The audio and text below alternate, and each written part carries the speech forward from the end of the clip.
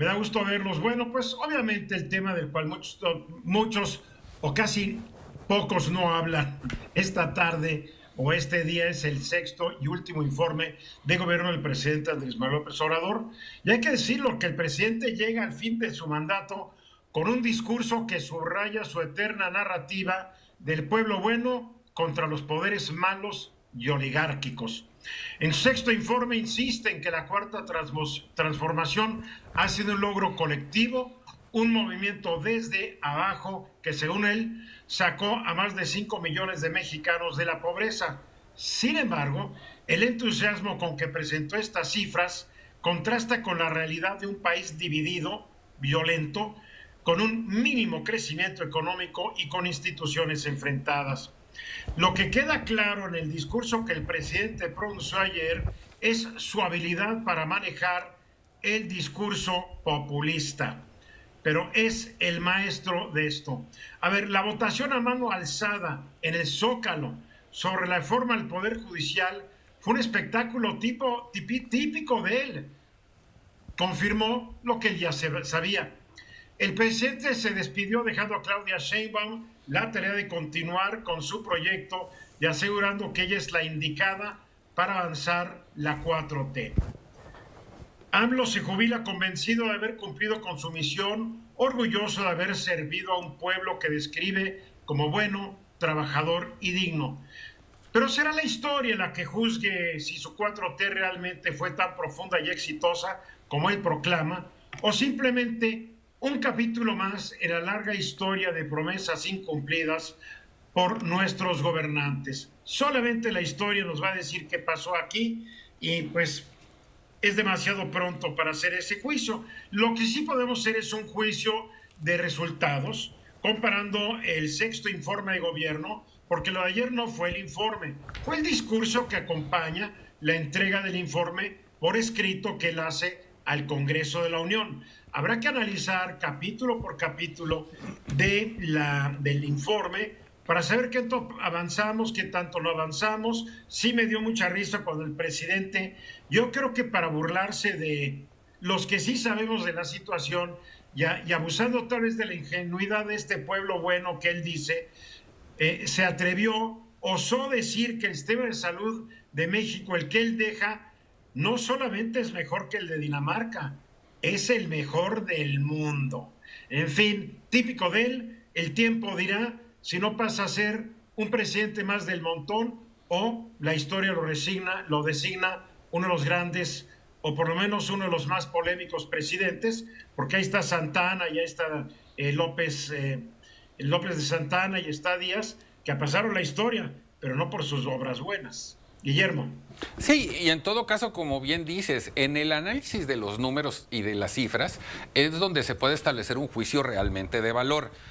López Obrador es un extraordinario político, pero creo yo, ese es mi punto de vista, no un tan buen administrador público. Y hay muchos faltantes que hay que analizar, aunque claro, él durante todo el sexenio manejó la narrativa de sus datos y no nos permitió conocer realmente a dónde se destinaban muchos recursos y sobre todo cuál era la medición del impacto de los mismos.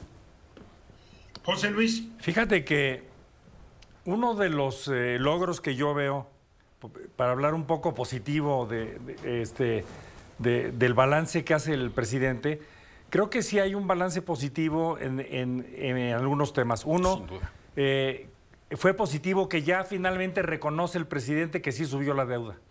Entonces, a pesar de los otros datos, pues ya hay un reconocimiento de que subió, aunque sea poquito, como lo dijo, pero subió la deuda. Pero no es poquito, hay que aclararlo. Sí, claro. La deuda aumentó a niveles peligrosos. Sobre todo porque se concentran en el final del sexenio y se quieren corregir todo, o prácticamente todo, en el 2025 y veremos qué se puede lograr. Otro de los temas que presumió el presidente es el crecimiento económico. El crecimiento económico que fue de 0.95, él dijo que fue del 1%, pero hay un dato, Eduardo, que no dijo, que fue el crecimiento per cápita anual. Y este crecimiento per cápita anual fue del 0.2%. Y si este año del 2024 resulta que crecemos menos de lo que se esperaba, como ya empezaron a ver varios expertos y calificadores, de que solo vamos a crecer el 1,5 en lugar del 2,5, es posible que tengamos un sexenio de crecimiento de ingreso per cápita de 0%. Bueno, yo tengo otros datos. Los datos que yo tengo es que el crecimiento anual promedio es del 0,9%, que es bastante más abajo que el crecimiento de la población. Correcto. Lo que significa que el pastel que nos tenemos que repartir los mexicanos, pues cada año ha sido una rebanada más delgadita. Esto no quiere decir, como lo dijo el presidente, que no se haya reducido la pobreza. Sí se redujo, gracias a sus programas de apoyo social, con los cuales yo estoy totalmente de acuerdo. Pero el país no produjo los empleos bien pagados que se necesita, el sector privado no tiene la capacidad para generarlos, el mercado no avanza como debería avanzar. O sea, hay muchos pendientes, también hay que ser justos. El presidente heredó un país, pues que digamos, desde el año 88, 82, los crecimientos de México han sido de una mediocridad total y absoluta. El crecimiento registrado con el presidente López Obrador creo que va a ser el más bajo desde 1934 o el segundo más bajo desde el gobierno de Miguel de la Madrid. Hubo pandemia, hubo un lío, le dejaron un país muy revuelto. No Peña Nieto, todos los que estuvieron antes. Entonces yo siempre digo, la historia es la que se encargará de juzgarlo. Creo que nosotros estamos demasiado juntitos a los hechos y tenemos muchas filias, tenemos muchas fobias y nos falta esta perspectiva de la distancia del tiempo para poder juzgar cómo fue este sexenio. Pero obviamente la mayoría de la gente está contenta con él. Se va el señor presidente con una popularidad entre el 60 y el 72%, dependiendo de la encuesta que quieran ver. O sea, es indiscutible que se va bien. Si mal no recuerdo, así se fue Carlos Salinas de Gortari, hasta que vino el boom, el crack, el tras de la economía por la impericia del señor Zedillo y su gabinete, y de un día para otro, Salinas, que eran los hombres más populares del país, se convirtió en un apestado. Vamos a ver, esto todavía no termina.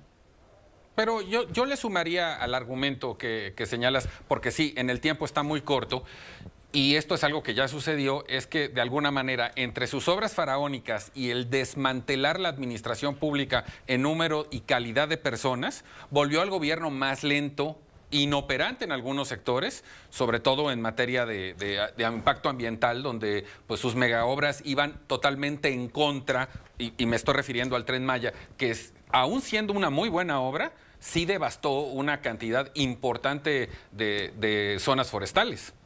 Bueno, lo que va a devastar una refinería que está en Dos Bocas, Tabasco. Sí, porque las refinerías generalmente no dejan buenas noticias. Bueno, esta no deja ni gasolina producida, ¿no? En fin, es otro asunto. ¿Quieres concluir, añadir algo, José Luis? Además de los programas sociales, creo que hay una parte positiva que explica la popularidad del presidente. Un incremento del salario mínimo en términos reales de más del 140%, descontando ya los 32% de inflación. Y además una disminución de la desigualdad entre quienes más ganan y los que menos ganan, que bajó a 15 veces. Creo que eso en parte explica la popularidad. Y no hay que negarlo. López Obrador es un presidente que la gente lo siente cercano. ¿Qué diferencia de los presidentes que se empezaron a alejar del pueblo, que les parece bien desde que se acabó el sexenio de Lázaro Cárdenas?